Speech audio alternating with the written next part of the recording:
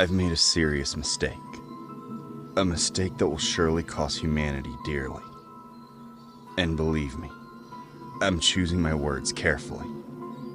It all began a few months ago, during the summer, when I went to visit my family in Michigan. If you've ever been to the northern part of the state, you know that it's one of the most beautiful places in the world during that season. The color of the flora is so vibrant you could almost taste it on your tongue. The many lakes seem to form silver roads for those fortunate enough to own boats. The temperature is perfect, warm enough to feel the gentle heat of the sun without drowning in sweat.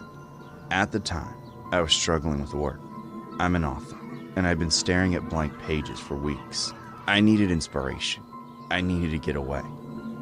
Visiting Michigan during that summer was my way of finding it. My aunt and uncle owned a large cottage in a very remote part of Mackinac. So remote that the networks didn't work. Making a call was almost impossible. But truthfully, in a house as big and beautiful as theirs, the internet felt unnecessary. The cottage sat on a hill overlooking a private lake. Though connected to other bodies of water, it was cut off by an old locked gate. The lock. The gate had been closed for years, and my family rarely used their boat because of it. Even if I wanted to explore, the lock blocked the only route to the main lake. As a child, I always wondered what was beyond it. Now as an adult, the curiosity was worse. I told myself that my long-sought inspiration was waiting there. But I knew my aunt and uncle, loyal and law-abiding people, would never agree to let me pass.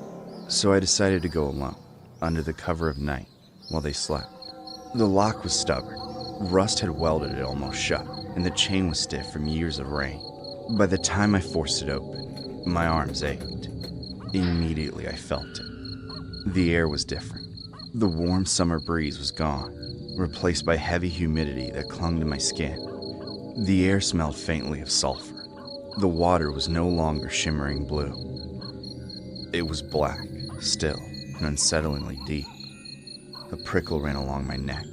I thought about turning back, but the thought of wrestling the gate shut again made me press forward.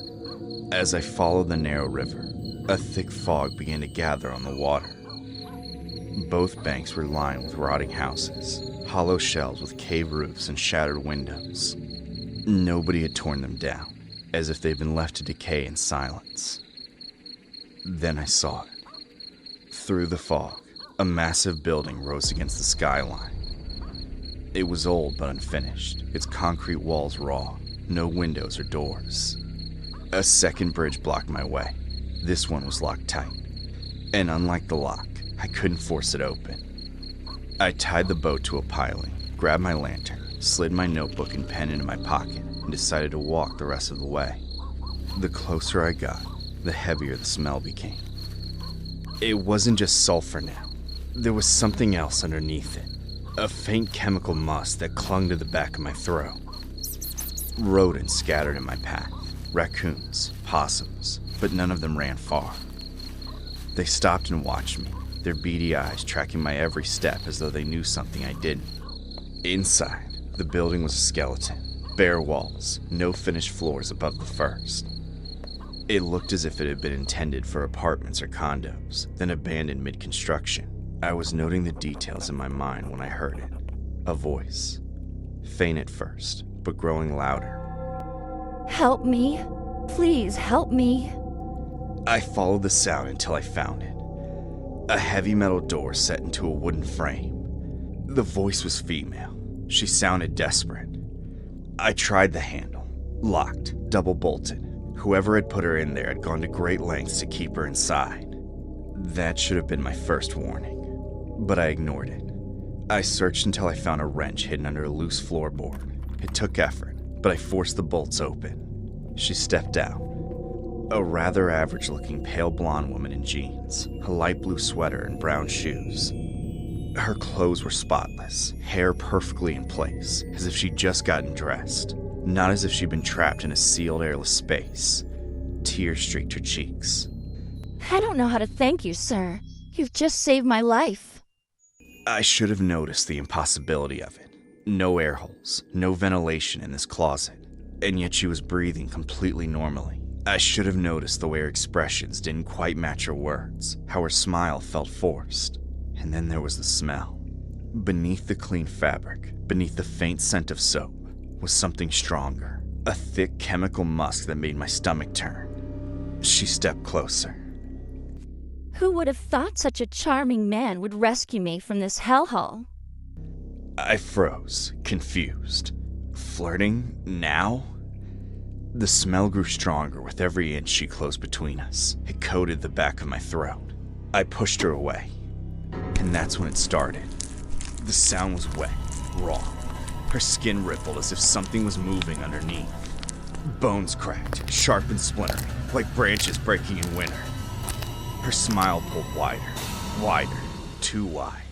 With a final convulsive twist, she wasn't even human anymore.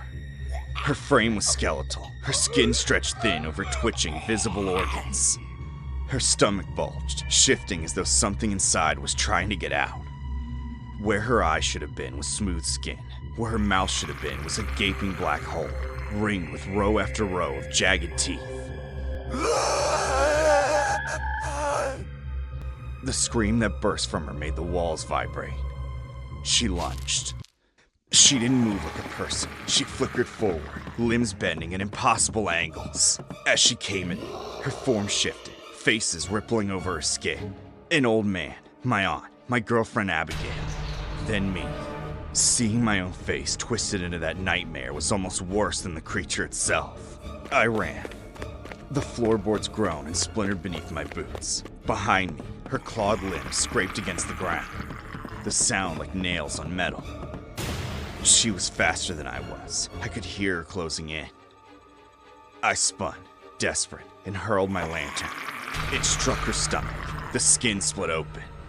Wet red orbs spilled out, bouncing across the floor. For one terrible heartbeat, I thought they were eggs. They split open, and smaller versions of her spilled out. Dozens, then hundreds, their tiny limbs twitching as they hit the ground. The chemical musk was overwhelming now, thick enough to taste. I realized too late what they were. Her children. The scream she let out was deafening. She turned, bolting for the door. The swarm of her offspring spilling after her like a living tide. I hid in the shadows, my back against the cold wall. My hands shaking so badly I could barely keep hold of my pen. Only when their screams faded into the fog did I move.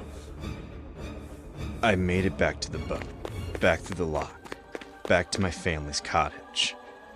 I thought I was safe. The next morning, I came downstairs to find my aunt making breakfast and my uncle reading at the table.